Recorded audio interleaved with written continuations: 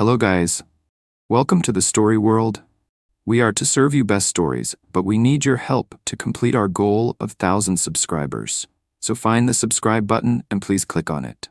Let's jumping into story. The ocean at night was a different world.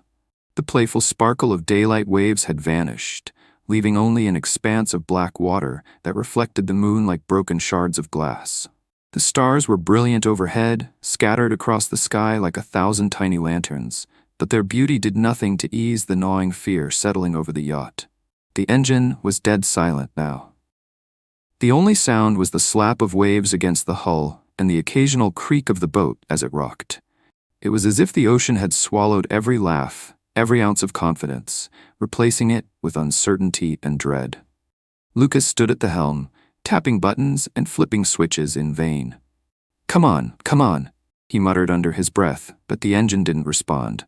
Jake leaned against the railing, staring out into the darkness with a scowl. We're out of fuel, aren't we? Lucas hesitated, then sighed. Yeah, looks like it. Emily groaned, throwing her hands up. Seriously, how do you forget fuel on a boat trip? Her voice cracked with frustration, echoing over the still water. Ryan felt the weight of every accusing eye turning toward him. His chest tightened as he stammered. I thought we had enough. I should have checked, but you didn't, Sarah said sharply, arms crossed. She wasn't yelling, but the disappointment in her voice stung worse than shouting. Mia glanced between Ryan and the others, biting her lip. Guys, blaming him isn't going to fix this. We just need a plan. Lucas ran a hand through his hair, clearly trying to keep calm. The current's moving east, he said, nodding toward the dark water. We'll just drift until morning. Maybe we'll spot land or another boat. We're not in the middle of the Atlantic or something, okay? It's fine. But it didn't feel fine. They were far from shore with no radio signal, no engine, and no way of knowing where they were headed. The night felt endless, stretching into a yawning void that swallowed every bit of hope they tried to cling to. Hours passed. Conversation dwindled until the only sounds were the soft lapping of waves and the occasional nervous cough. Most of the group huddled under blankets or jackets, the warm day replaced by a biting chill that crept into their bones. Ryan sat apart from the others, staring down at his hands. Guilt knotted in his stomach, heavy and unrelenting. This was his fault. He was supposed to be responsible to keep them safe. Now they were stranded, helpless, and scared.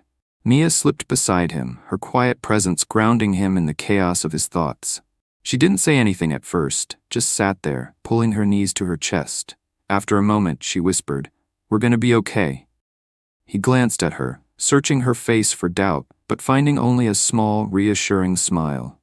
"You don't know that," he said, his voice rough. "No," she admitted, "but freaking out won't help. We just have to stick together, right?" Ryan swallowed hard, the knot in his chest loosening just a little. "I'm sorry," he said, his voice low. "This is my fault." She reached out, hesitating only a second before taking his hand in hers. "Then make it right," she said gently. "When we get out of this, just make it right." The simple warmth of her hand steadied him, a small lifeline in an ocean of uncertainty. Suddenly, Noah, who had been perched near the bow, sat up straight. "Guys," he said, his voice cutting through the silence. "Look." They all turned toward where he pointed. At first, there was nothing but darkness and the faint shimmer of moonlight on the waves. Then, faintly, a shadow rose against the horizon. A dark mass, irregular and jagged, unlike anything they had seen for hours.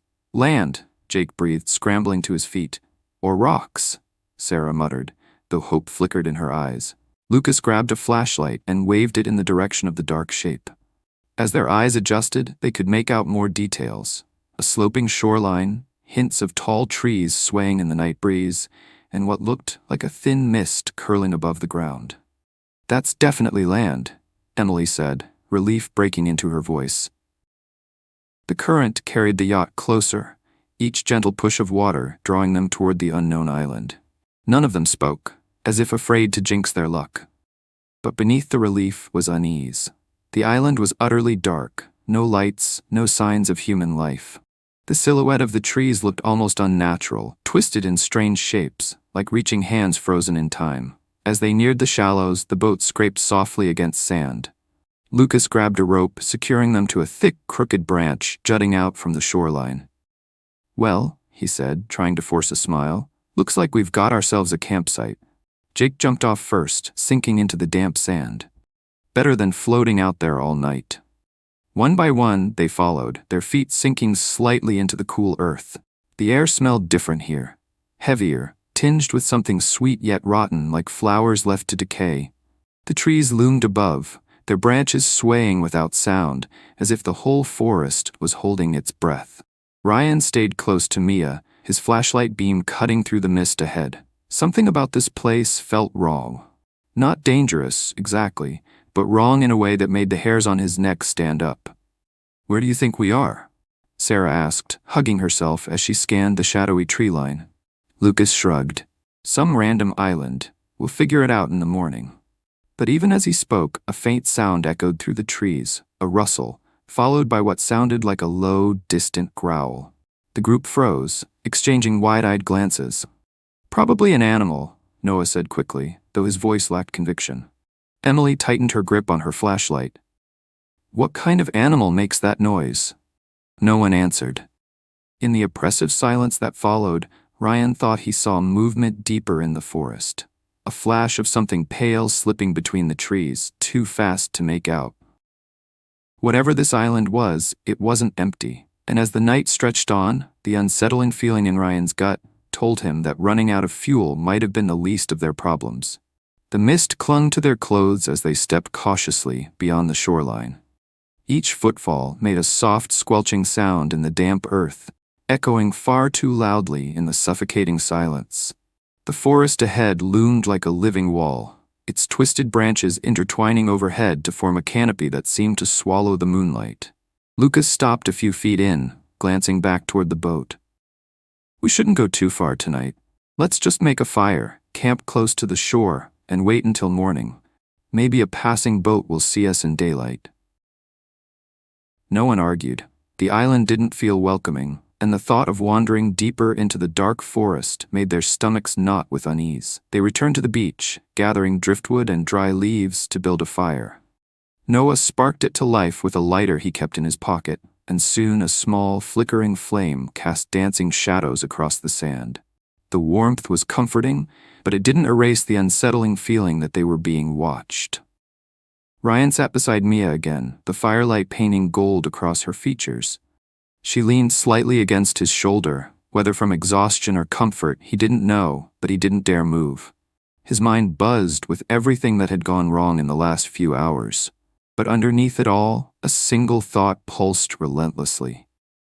"I can't let anything else happen to them because of me." Jake broke the silence first. "So, mysterious island in the middle of nowhere. Any bets on whether it's haunted?" Emily rolled her eyes. "Not funny, Jake." "I'm serious," he said, his usual joking tone only half there. "You heard that noise earlier. Something's out there." Sarah hugged her knees, staring into the fire. "Could just be an animal," she said quietly, "right?"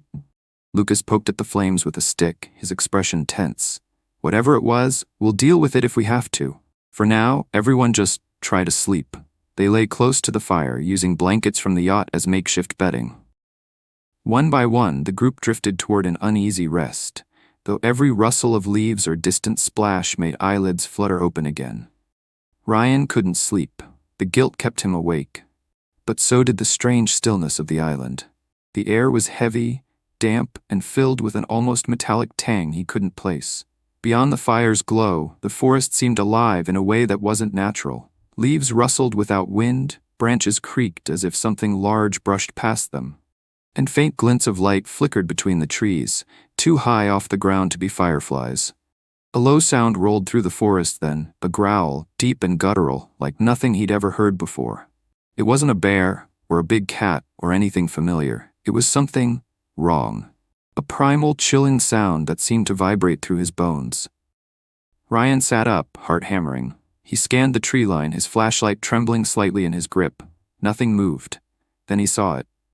For just a fraction of a second, a pale shape slipped between the trees. It was tall, impossibly thin, its movements jerky yet fast, almost insect-like. It stopped just far enough back that the shadows swallowed its face, but Ryan swore he saw glowing eyes, unnatural, luminous orbs fixed directly on their campfire. He froze, every muscle locking in place. The thing tilted its head slightly, like a predator studying prey, before melting back into the darkness without a sound. Ryan's breath came fast and shallow. Primal in his gut screamed, "Don't make noise." He waited, every nerve on edge, until the forest fell silent again. Slowly, he lowered his flashlight, his heart still thundering in his ears. Whatever that thing was, it wasn't just an animal. And it wasn't leaving. By dawn, the group stirred, stretching stiff limbs and brushing sand from their clothes. The sunlight made the island look less threatening. Green leaves glittered with dew, waves lapped gently at the shore, and colorful birds darted between branches. It almost felt like paradise. Almost. Ryan said nothing about what he'd seen. He didn't know how to explain it without sounding insane, and part of him hoped it was just exhaustion playing tricks on him. But as they prepared to explore the island in search of food, water, or a way to call for help, he kept scanning the tree line. Somewhere in there, something was watching them. Something that didn't belong on any map. Something no human had ever found. And maybe for good reason. Their dream vacation had turned into a nightmare, and Ryan had the sinking feeling that running out of fuel wasn't an accident. It was the beginning of something far worse, something that would change them all forever. And far back in the dense jungle, glowing eyes blinked open one by one, following their every move. Thanks for listening. Hit the like button if you really like this story, and don't forget to subscribe.